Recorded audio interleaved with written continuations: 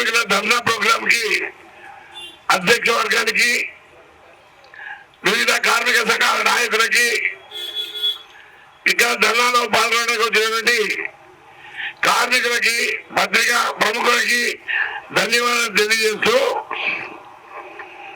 భారతదేశంలో గత 11 సంవత్సరాల నుంచి బీజేపీ మోడీ ప్రభుత్వం వచ్చిన తర్వాత రైతుల మీద, కార్మికుల మీద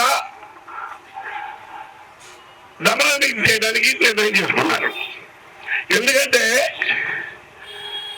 భారతదేశానికి ఇండిపెండెన్స్ వచ్చిన దాంట్లో పార్టిసిపేట్ అయిన అన్ని పార్టీలు ఒక దిక్కు, భారతదేశానికి స్వాతంత్రం తేడాలో విఫలమైనటువంటి బీజేపీ, ఆర్ఎస్ఎస్ వాళ్ళు ఒక దిక్కు ఉన్న పరిస్థితి ఏర్పడ్డది.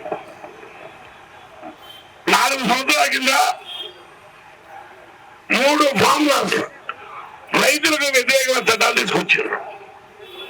ఆ రైతులకు వ్యతిరేకమైన చట్టాలు తీసుకొచ్చి భారతదేశంలో సాంప్రదాయబద్ధంగా ఉన్నటువంటి వ్యవసాయాన్ని పూర్తిగా ప్రైవేట్ రంగం చేసి పారిశ్రామికవేత్తలకి వ్యవసాయ రంగాన్ని కట్టబెట్టి ఒక దిక్కు పబ్లిక్ సెక్టర్ కంపెనీలు చంపి ఈ దేశంలో మొత్తం మోడీ మిత్రులు ఎవరైతే 25 మంది ఉంటారో వాళ్ళకి లాభం చేయడానికి చేస్తే రైతు సోదరులు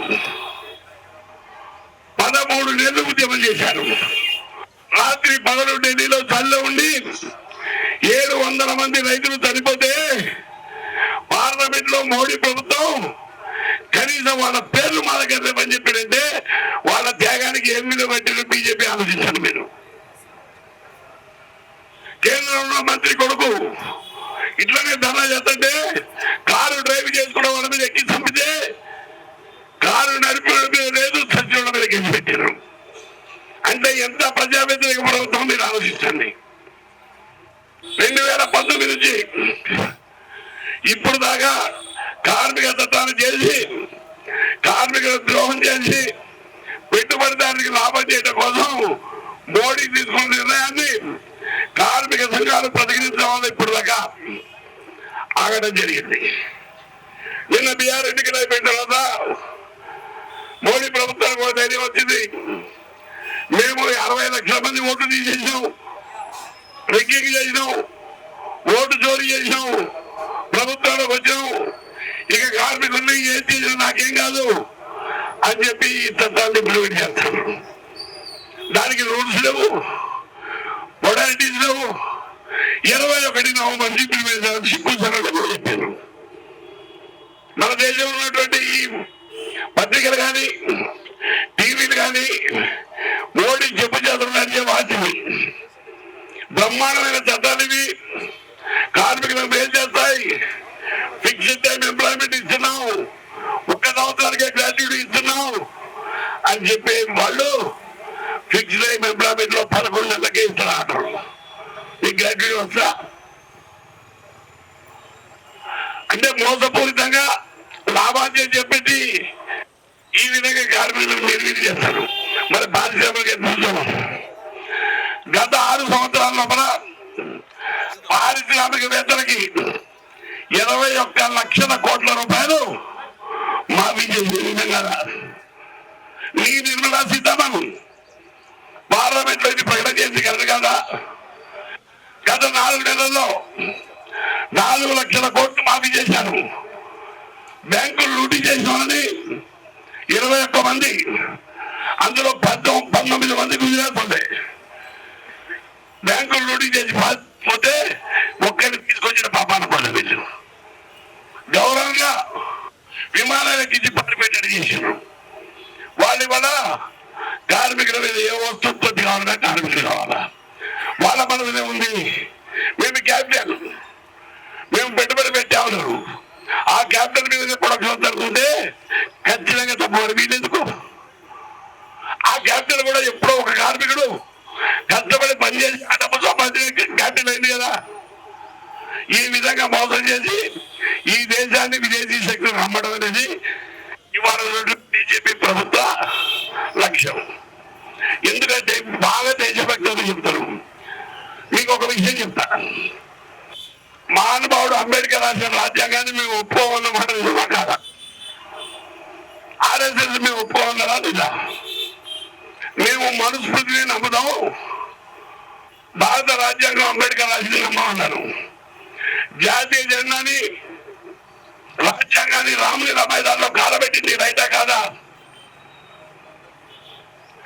మహిళలకి ఓటు ఎక్కువ ఒత్తిడి వ్యతిరేకించింది మీదా కాదా? క్విట్ ఇండియా బ్రిటిష్ వాళ్ళని 42లో చేస్తే దాన్ని వ్యతిరేకించింది మీదా కాదా? ఇవాళ మోసపూరితంగా గవర్నమెంట్ లో ఉంది, కార్మికులకు కర్షకులకు వ్యతిరేకం చేసి ఎవరికి లాభం చేద్దామని మాట్లాడితే దేశ ప్రగతి గురించి అంటారు. ఇవాళ సెన్సస్ తీసుకుంటే గత 10 ఏళ్లలో మన దేశంలో టెర్రరిస్టు దాడులని ఆర్థిక ప్రగతి విరోధకం కానీ ఇండెక్స్ చూస్తే మనకి వెళ్తుంది. మభ్యపెట్టి మంచి మారినకాయ చేసి ఇది కార్మికులు, కోట్లాది మంది కార్మిక లోకాన్ని దబావులో పెట్టి పరిశ్రమకు లాభం చేసిన పొద్దున మనం ఏ వస్తువు కొనాలన్నా కూడా మన నిలబడుతుంది. ఏ విధమైన పావర్టీ పెరుగుతుందంటే ఒక స్టేజ్ లో అంతర్యుద్ధం వచ్చే విధంగా కూడా చేసే పరిస్థితి ఉంది. కాబట్టి మనం చెప్తున్నా, భారతదేశంలో అన్ని కార్మిక సంఘాలు రేపు 1వ తారీఖు పార్లమెంట్ నడుస్తుంది. సంజీవ్ రెడ్డి గారు 10 కార్మిక సంఘాలకు అధ్యక్షుడు. వారికి కూడా మేము విజ్ఞప్తి చేశాము, అయ్యా మీరు 2011 సంవత్సరంలో 20 లక్షల మంది కార్మికులతో ఏఐటీ, జేఐటీ, జీయూటీ, ఇప్పుడు అన్ని సంఘాలతో 20 లక్షల మందితో ఢిల్లీలో కాంగ్రెస్ గవర్నమెంట్ ఉన్న మోడీ గారు మన్మోహన్ సింగ్ ప్రధానమంత్రి ఉన్నా ధర్నా చేసినాం. మనం ఇవాళ చేయడానికి ఏ ఇబ్బంది? అన్ని కార్మిక సంఘాలతో మాట్లాడి పార్లమెంట్ నడిచే రోజుల్లోనే ఒక 25 లక్షల మందితోని పార్లమెంట్ ముందు కానీ పెద్ద మంత్రులు కానీ ధర్నా చేసి ఈ చీకటి చట్టాన్ని మనం ప్రతిఘటించకపోతే రానున్న రోజుల లోపల భారతదేశంలో ఉన్నటువంటి కార్మిక వర్గం గతంలో ఆఫ్రికాలో ఉన్నటువంటి కట్టు బానిసలాగా పనిచేసే పరిస్థితి. కాబట్టి తప్పకుండా అన్ని కార్మిక సంఘాలు ఐక్యంగా ఉండి ఈ చట్టాలకు వ్యతిరేకంగా పోరాటం అనేది 13 నెలలు రైతులు పడితే ఖచ్చితంగా మన కార్మిక వర్గం 13 రోజులు చేస్తాడు. మీకు ఐడియా ఉంటుంది. ఆ చట్టాలు విత్డ్రా చేసుకున్నప్పుడు మోడీ గారు ప్రకటన చేసి, అయ్యా ఈ చట్టాలు 3 ప్రజా వ్యతిరేకమైన నేను నమ్ముతున్నా, రైతులకు వ్యతిరేకమైన నమ్ముతున్నా, భారత జాతి క్షమాపణ చెప్తానని చెప్పింది. అంటే తెలిసి మోసం చేసి క్షమాపణ చెప్పింది. మన కార్మికులు కూడా ఇది కార్మిక వ్యతిరేక చట్టం, నేను విత్డ్రా చేస్తున్నానని చెప్పిందాక మనం ఐక్య పోరాటం చేస్తారనే ప్రకార విశ్వాసం ఉంది. మా విశ్వాసాన్ని, నమ్మకాన్ని ఒమ్ము చేయని మరొక్కసారి ఇక్కడ వచ్చినటువంటి అందరికీ ధన్యవాదాలు తెలియజేస్తూ కార్మికులకి నాకు ఈ అవకాశం అందరికీ ధన్యవాదాలు. Thank you.